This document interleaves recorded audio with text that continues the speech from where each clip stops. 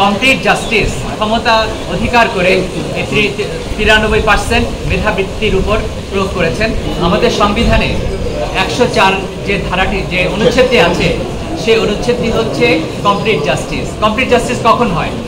যখন সমাজের প্রয়োজনে, ব্যক্তির প্রয়োজনে, সমাজের প্রয়োজনে, জনগোষ্ঠীর প্রয়োজনে, বিরাট একটা শ্রেণীর প্রয়োজনে যখন কোনো সিদ্ধান্তের প্রয়োজন হয়, প্রচলিত আইনে সেই ব্যাপারে কোনো কিছু না থাকে বা এমন কিছু থাকে যাতে যেটা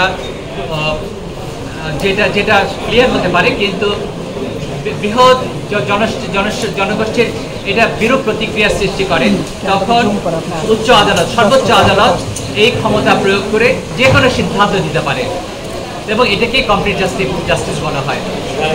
এখন এই যদিও সরকারের অধিকার পলিসি নির্ধারণ করা, কিন্তু যেহেতু একটা অনুব্রত একটা অবস্থার সৃষ্টি হয়েছে এবং ভবিষ্যতেও এরকম একটা অবস্থার সৃষ্টি হতে পারে, সুতরাং আদালত তার এই কমপ্লিট জাস্টিস অধিকার করে, এই ক্ষমতা অধিকার করে 93% মেধাবৃত্তির উপর প্রয়োগ করেছেন। অর্থাৎ মেধার উপর 93% এটা প্রয়োগ হবে, যেটা আমাদের সবার চাহিদার থেকে অনেক বেশি।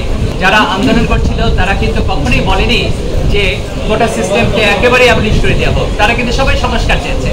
কোর্টও আমাদের কাছে জানতে চেয়েছিলেন আমরা সংস্কার চাই কি চাই না। আমরা বলেছিলাম সংস্কার চাওয়া বা না চাওয়া এটা সরকারের এখতিয়ার, কিন্তু কোর্ট এখানে যে সিদ্ধান্ত দিয়েছেন, এখানে যে আন্দোলনকারী আছে, সেই আন্দোলনকারী যেভাবে চেয়েছিলেন যে 5% বা যেভাবে হোক, সেটা কিন্তু তাদের চাহিদা অনুযায়ী হয়েছে।